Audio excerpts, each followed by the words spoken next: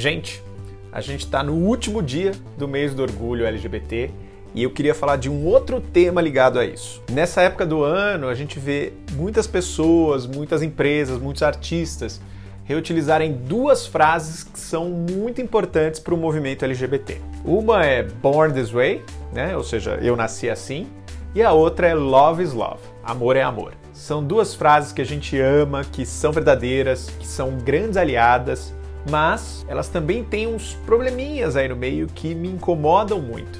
E eu fico pensando, será que já não está na hora de a gente aposentar essas ideias? Polêmica.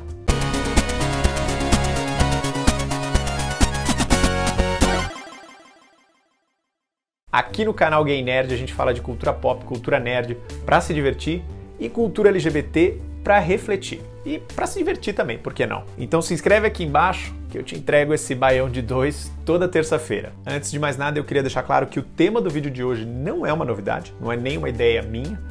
É uma discussão que já vem acontecendo faz muito tempo entre os ativistas LGBTs. Mas eu acho que nem todo mundo conhece essa treta, então é um bom tema para trazer aqui, até porque eu acho que ela honestamente traz um benefício muito grande, que é expandir a nossa noção de orgulho. E isso tem tudo a ver com o mês de junho. Qual é a origem do Born This Way? E eu não estou falando do álbum da Lady Gaga. Durante muito tempo, quem era contra os direitos dos LGBTs tinha dois argumentos principais. O primeiro era que ser LGBT era um problema mental, um desvio psicológico. E o segundo é que era um desvio de caráter, um desvio de moralidade.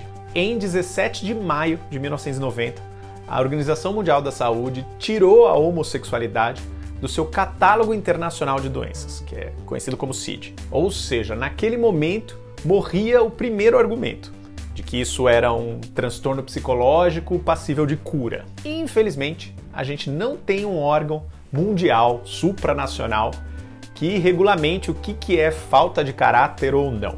Mas a gente tem outro que influencia fortemente a noção de moralidade, que é a Igreja Católica. Infelizmente, as pessoas ainda acreditam que religiosidade, moralidade e bondade são a mesma coisa.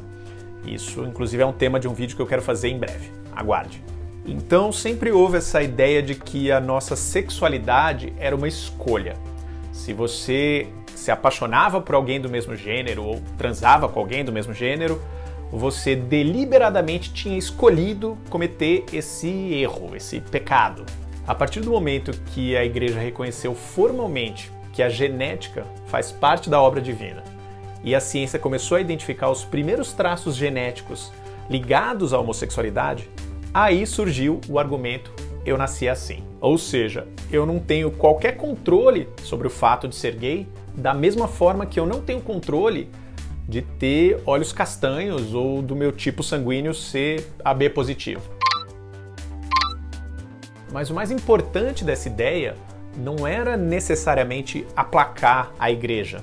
Era o uso particular, privado desse argumento. Porque de uma maneira muito simples, muito elegante, ele resolve ou ajuda a resolver dois problemas muito comuns para a maioria dos LGBTs. O primeiro é a culpa que a gente sente por ser LGBT, por ser diferente. É uma culpa externamente construída, né? Pela nossa sociedade, pela comunidade ao nosso redor, pela Igreja Católica. E o segundo é a culpa dos nossos pais, porque uma das coisas mais comuns quando a gente sai do armário é o famoso onde foi que eu errei, que todo pai fica se perguntando. Então, você não errou, a culpa não é da criação que você me deu, a culpa não é de falta de amor, a culpa não é de alguma ausência de figura parental, mas por um acaso você notou a palavrinha que se repetiu aí nessas últimas frases?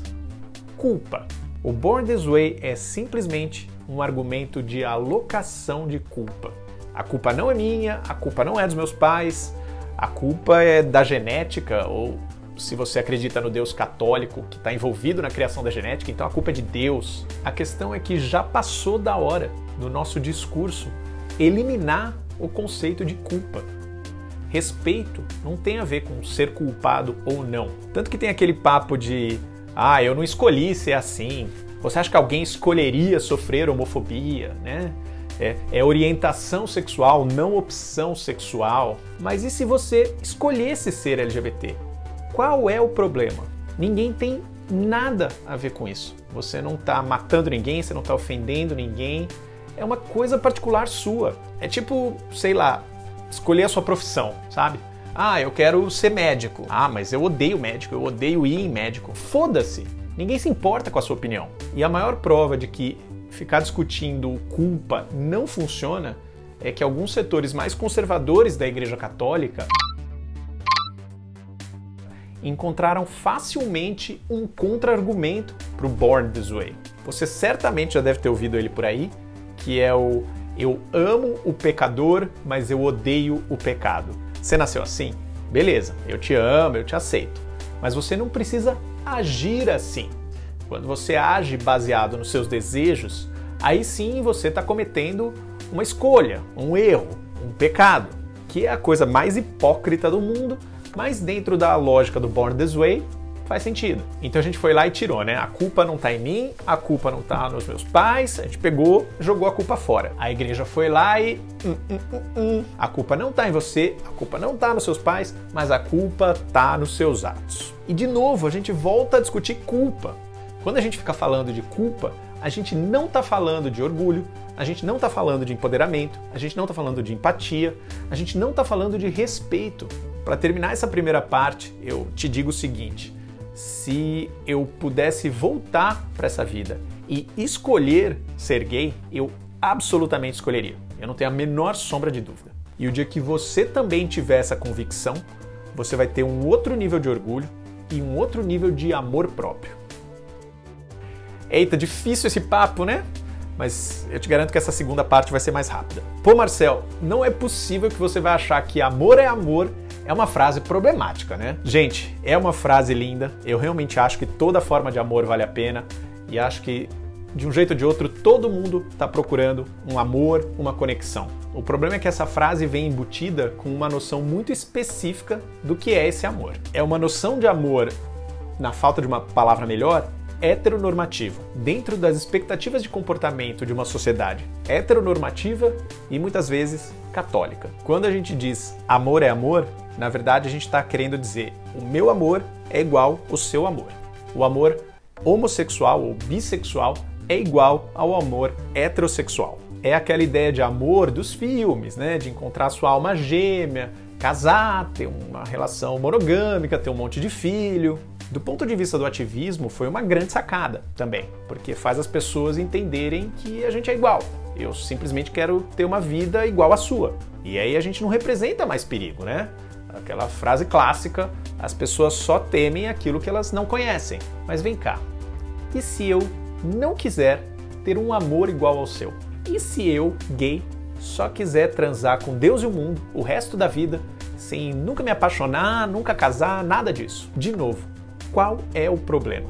Contanto que seja entre pessoas adultas que deram seu consentimento para aquilo acontecer, qual é o problema? A maior prova de que esse argumento tem uns furos aí é que até hoje, por mais que a gente tenha avançado na aceitação de um casal gay, ainda existe muito forte o estigma do gay solteiro promíscuo, que inclusive é outro tema de vídeo que eu quero fazer em breve. Ainda existe também um preconceito bizarro, inclusive dentro da própria comunidade LGBT, com formas não normativas de amor.